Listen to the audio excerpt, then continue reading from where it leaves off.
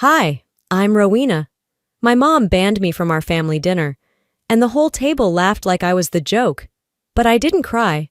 I asked the owner for a seat. Because the owner? He knew me. They've tried to erase me for years, told people I was unstable, stole my scholarship, rewrote my father's will. And the worst part? They smiled while doing it. How do you sit across from people who betray you with a straight face? Would you still call them family? I stood at the hostess stand of Callahan's, my heels clicking softly against the marble floor. The woman behind the counter gave me a tight-lipped smile before scanning her screen. "I'm sorry, ma'am. There's no Judson listed for tonight's reservation." For a moment, I thought I misheard. I checked my phone. 7:15 p.m. Saturday night. Exactly when my mother said the family dinner would start. "There must be a mistake," I said calmly. "My mother made a reservation for 6. The hostess didn't even flinch. "There is a reservation for 6, but it's under Tanya Judson." Tanya, my sister, not me. I shifted slightly and glanced past her toward the dining area. There they were, my mother Deborah, Tanya, their husbands, and Deborah's longtime friend who always insisted on being included in family matters. They were mid-laugh, glasses raised, plates already half finished. So they were here, on time, without me. I clenched my jaw and smoothed my dress. My mother hadn't forgotten. She'd excluded me, on purpose. As I stepped forward, Tanya noticed me first. Her eyes widened, but not with surprise, more like satisfaction. Then Deborah looked up. She didn't flinch, didn't wave me over. Instead, she lifted her wineglass and called out across the room with a grin sharp enough to draw blood. "Well, well, you actually came." She laughed. "Didn't expect to see you here, sweetie. This place might be a bit upscale for your usual vibe, huh?" The table chuckled. Tanya raised a brow, tilting her wineglass as if in silent toast to my humiliation. I froze for just a second, every nerve in my body screaming for me to turn and walk out. But no, not this time. I took a breath and turned back to the hostess. "Would you mind letting Mr. Reuben Callahan know that Rowena Judson is here to speak with him?" She blinked. "Mr. Callahan? The owner?" "Yes." Behind me, I heard Tanya's high-pitched laugh. "Oh, come on. You really think dropping names is going to get you a seat?" I didn't answer. I didn't need to. Moments later, Reuben appeared from the private corridor. Calm, polished, the same as I remembered. He spotted me immediately, and his face softened. "Rowena," he greeted, voice warm. "It's been too long." I smiled. "Glad you're here, Reuben." He turned to the staff. "Please prepare a seat for Miss Judson at the family table." The entire table went dead quiet. Tanya's fork slipped. Deborah's smile froze in place. "She's not just a guest," Reuben continued. "She's family."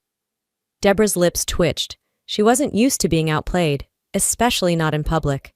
As I walked toward their table, past the stares, the pitying looks from strangers, I stopped just behind my mother.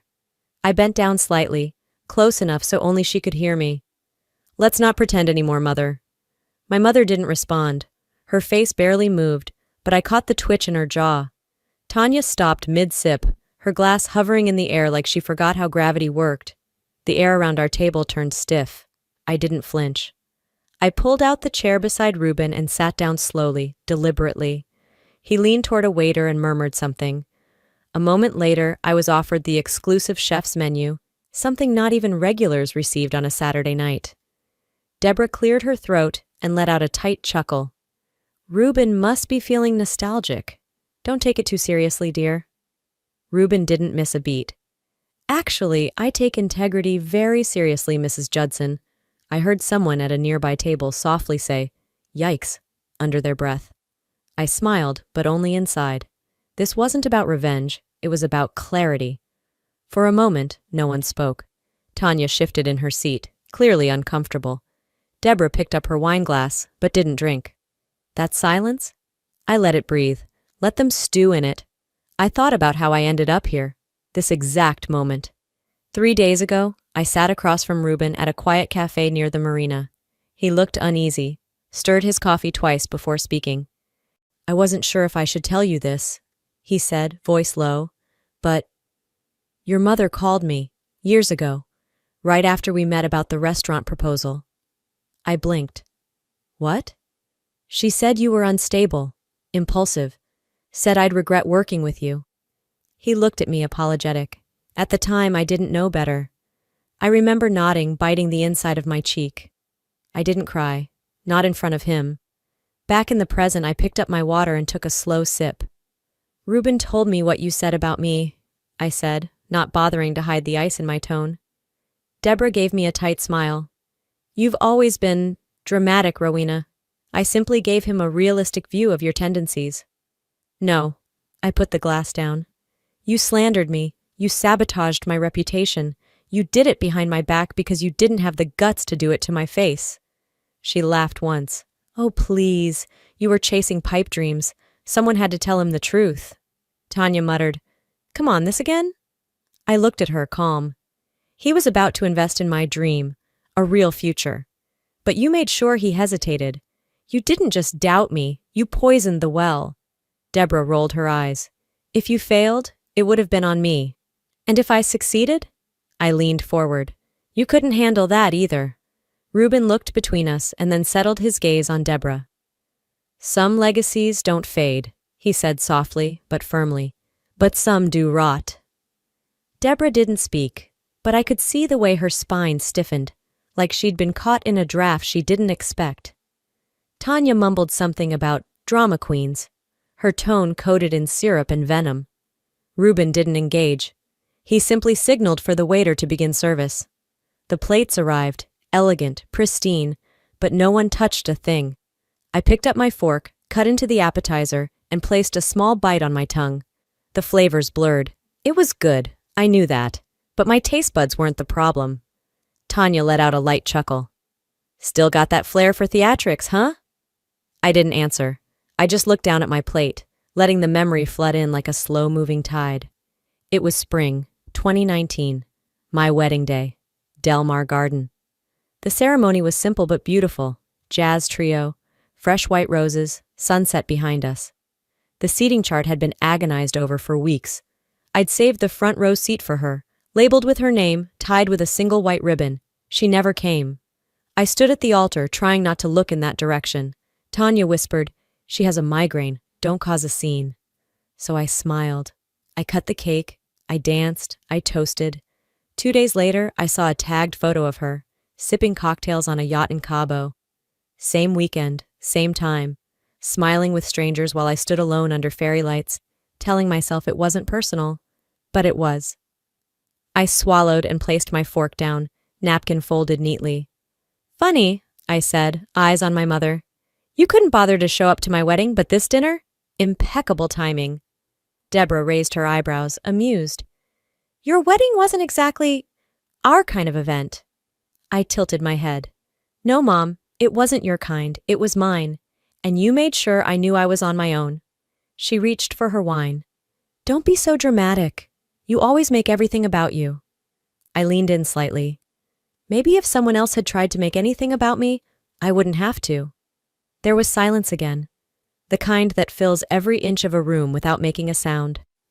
Tanya broke it with a smug smile, raising her glass. That chip on your shoulder must weigh a ton. I didn't respond to Tanya's jab. I just stared at her, calm even, like a poker player holding the best hand at the table. She didn't know I'd already seen behind her smile, and she sure as hell didn't know I had the receipts. The tension thinned slightly as the entrees were placed down with quiet precision. Deborah swirled her wine without drinking it.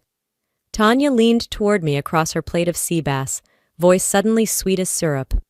So, how's that restaurant project of yours going? Still chasing little startups? I dabbed the corner of my mouth, slow and deliberate. You mean the one you pretended to care about 2 months ago? She blinked, then smiled, falsely innocent. I was just being supportive. Right.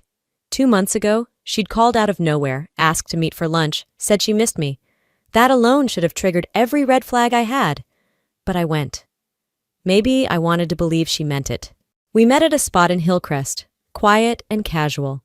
She ordered a kale salad and asked about my plans. I told her, just a little. I was excited, proud. I said I was working on a new concept, fast casual Mediterranean, sustainable supply chain, aiming for 3 locations in the first year, still under wraps. She smiled and nodded, asked investor-type questions that I mistook for curiosity. 2 weeks later, a contact of mine forwarded me a pitch deck from a local angel group. The concept, branding, market plan, even the rollout schedule, it was mine. Word for word. Except the name on the pitch, Tanya's boyfriend.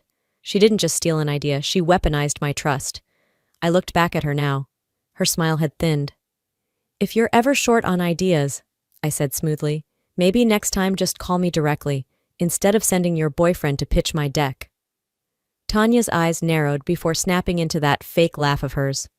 "I have no idea what you're talking about." "Oh, I think you do." I cut into my food, still not breaking eye contact. Deborah finally chimed in, her tone sharp. "Let's not turn this into another performance." "No performance here," I replied, "just clearing the air." "You always make people uncomfortable," Tanya hissed. "Is that your thing now?" "No," I said, laying down my fork. "But if betrayal makes people squirm, that's not on me." Deborah looked between us, irritation flashing behind her mascara-heavy eyes. She opened her mouth to say something, but I cut her off. "And if you're wondering how I handle betrayal these days, keep watching." Tanya's grin faltered. Her confidence cracked just enough to show the nerves she tried to hide. I didn't smile. I didn't soften. I pressed forward because surviving was never the goal. Tonight, I was done ducking punches. I was swinging back. I folded my hands gently in front of my dessert plate. "Since we're sharing," I said evenly, "did either of you hear about the scholarship I tried to set up in Dad's name?" Deborah glanced at me, her expression unreadable. "It was meant to be small, quiet, a fun for culinary students who grew up like he did, without much. Just something to honor him." No response, just the sound of silverware gently clinking on porcelain. "Well, the grant board got a letter. Anonymous, of course, but carefully worded, said the family didn't approve of his name being used in connection with my business." I looked straight at Deborah. "You signed it, didn't you?" She didn't blink, but her posture stiffened like stone. Tanya fidgeted with her napkin. "You always twist things," Deborah said calmly. "No, I remember them exactly how they happened. You tried to erase him again, but this time through me." Reuben, quiet until now, set down his glass with a dull tap. No one said a word. I wasn't done. "And while we're pulling receipts, Tanya, guess who called me last week? Mallory, from college. Remember her?" Tanya hesitated, then shrugged. "She apologized," I continued. "Said she felt awful for skipping my wedding. Said someone told her I had canceled it last minute and was having another breakdown." Tanya's face drained of color. "You didn't just want distance. You wanted isolation. You weren't satisfied with cutting me out. You had to make sure no one else stayed in." Deborah exhaled, annoyed. "You were always fragile. Everyone had to walk on eggshells." "No, Mom. You just didn't like it when someone pointed out the cracks." The waiter returned to refill water. I didn't move. I leaned in slightly and said with a calm clarity that quieted even the air, "This is your warning." Deborah scoffed. "Is this a threat now?" "No, it's a line. I've stopped asking for space at your table. I'm carving my own, and trust me, it's standing room only." Tanya gave a short, dry laugh. "You sound ridiculous." I picked up my glass, steady hands, no shake in my voice. "Try me again, and next time, it won't just be words." Deborah calmly lifted her napkin, dabbed her lips like the night hadn't spiraled into a silent war zone. Her posture didn't scream panic, but I saw the flicker in her eyes. She was preparing something. "Well then," she said with a controlled smile, "since we're laying cards out—" I didn't blink, and then Tanya reached into her purse and pulled out a tri-folded paper with her signature fake warmth. "Thought I'd share this with the family," she said, sliding it across the table like it was just another menu. "It's official. I've been appointed interim CEO of Judson Designs." I stared at the paper, then slowly reached for it. My hands were steady. The ink was fresh, signatures legit, notarized, no mention of me, not even a courtesy copy. Deborah added, "After the estate review, we needed a leadership plan that made sense." My jaw didn't drop, my voice didn't shake, but the temperature in my veins dropped 10 degrees. "You cut me out," I said slowly, "behind closed doors." "You've been distant," Deborah replied matter of fact. You didn't engage. Tanya showed commitment. You mean she kissed the ring? Tanya leaned back, satisfied. It's not personal, Rowena. It's about who shows up. I looked her dead in the eye. You're damn right it's not personal. It's calculated. You didn't just remove me, you erased me. A man at the next table glanced over. Another sipped their wine slowly, pretending not to eavesdrop. I didn't care anymore. I folded the document in half, then again. This will not stand. Deborah gave a dismissive wave. It's done. No, I said, quieter than before. It's fraud. Tanya's voice dipped. You don't have proof. I stood. Yet. I smoothed my dress, took one last look at the table that used to define me. Enjoy your dessert, I said, stepping back. You'll be choking on it soon. I turned and began walking away. Behind me, Tanya called out, smug and shrill.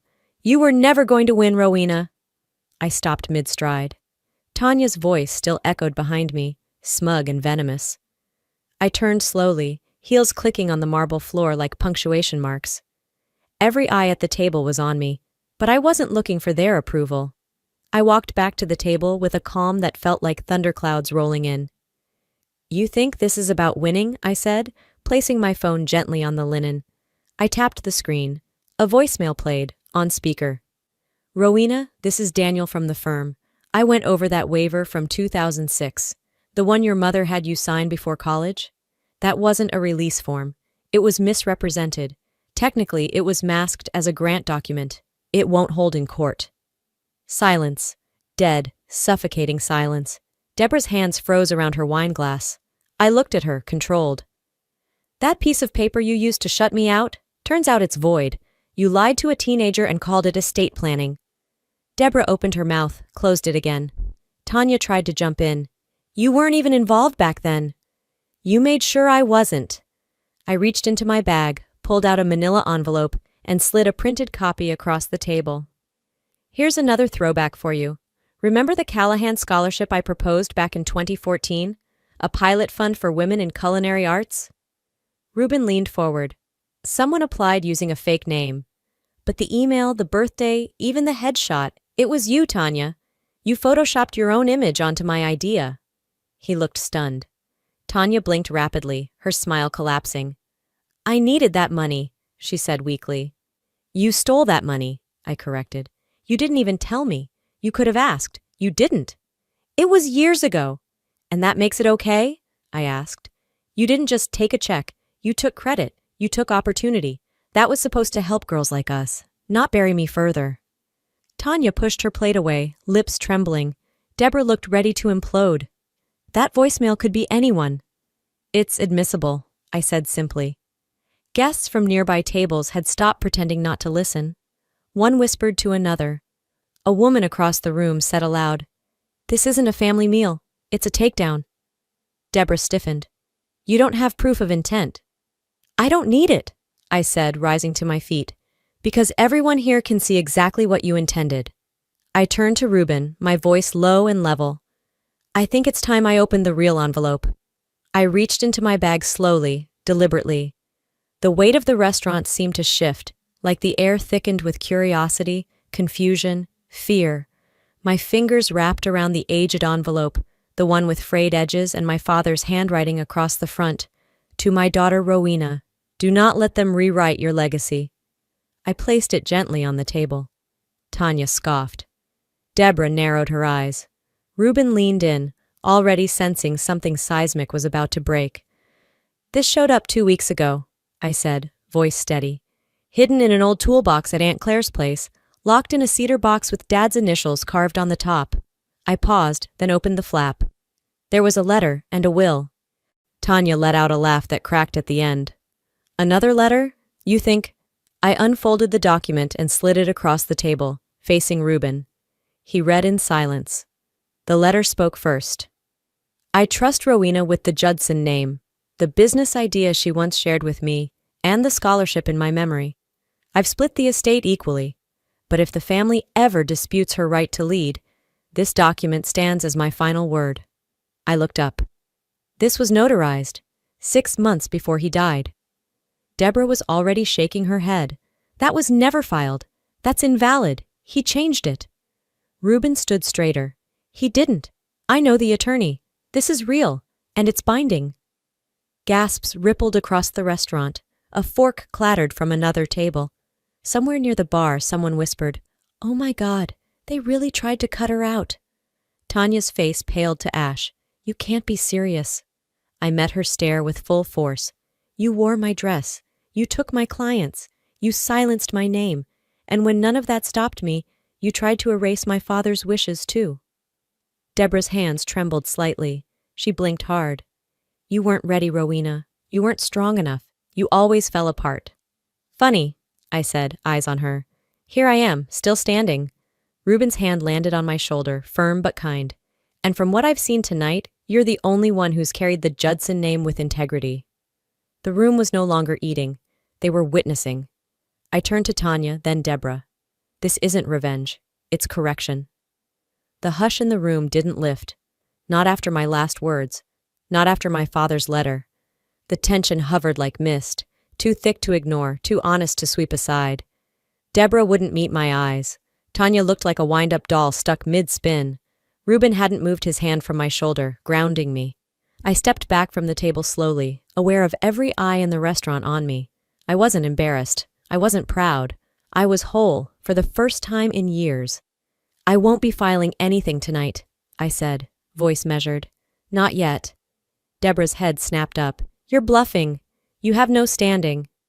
"I have a notarized will, a recorded voicemail, a forged pitch deck, and more witnesses than you planned on." I tilted my head. "But sure, let's call it a bluff." Tanya pushed her chair back, the legs squeaking loud against the hardwood. "So what now? You ruin us? Sue us all?" "No," I said. "I move forward. You stay stuck." "You think people will believe you?" Deborah's voice cracked. "After everything?" I scanned the room. A man nodded solemnly at me. A woman across the aisle offered a quiet thumbs up. Even the waitress, who had refilled my glass hours ago, gave me a tiny, affirming smile. "They already do," I replied. Tanya stood, jaw clenched. "You're not coming back from this." I smiled, tired but steady. "I don't need to come back," I said, "because I never left. You just tried to erase me." Deborah slumped slightly in her chair, her world unraveling. Her power, built on secrets and silence, was dissolving under fluorescent lights and linen tablecloths. Reuben handed me his business card. "When you're ready, come by the office. We'll file everything legally." "Thank you," I said, slipping it into my purse. I took one last look at the table, the broken dynasty they tried to protect by breaking me. Then I walked toward the exit, not with vengeance, with freedom. Outside, the air was cooler than I remembered, clean. My phone buzzed, a text from the scholarship board, the real one, approved. "Let's move forward with Judson Legacy. Congratulations, Rowena." I looked back through the glass door one last time. Tanya still standing, Deborah still stunned. And me? I walked away. Not because I lost my place at the table, but because I finally realized that seat was always mine. And if there's one thing I've learned through all of this, it's that silence doesn't keep peace. It just lets injustice settle in. Sometimes the most powerful thing you can do isn't scream or fight. It's simply to stand, to speak, to stop apologizing for existing. I used to believe that being left out meant I was the problem. But now I know I wasn't missing from the table. I was the table. And if you've ever felt like you didn't belong or that your voice didn't matter, let me be the one to remind you, you don't need permission to take up space. You never did. What about you? Have you ever had to stand up to someone you loved, just to protect your own peace? I'd love to hear your story. Drop a 1 in the comments if this video hit home for you, or let me know where you're watching from. If this story made you feel seen, heard, or just a little braver, don't forget to subscribe so you won't miss the next chapter in our journey. Because out here, we speak the truth, even if our voice shakes.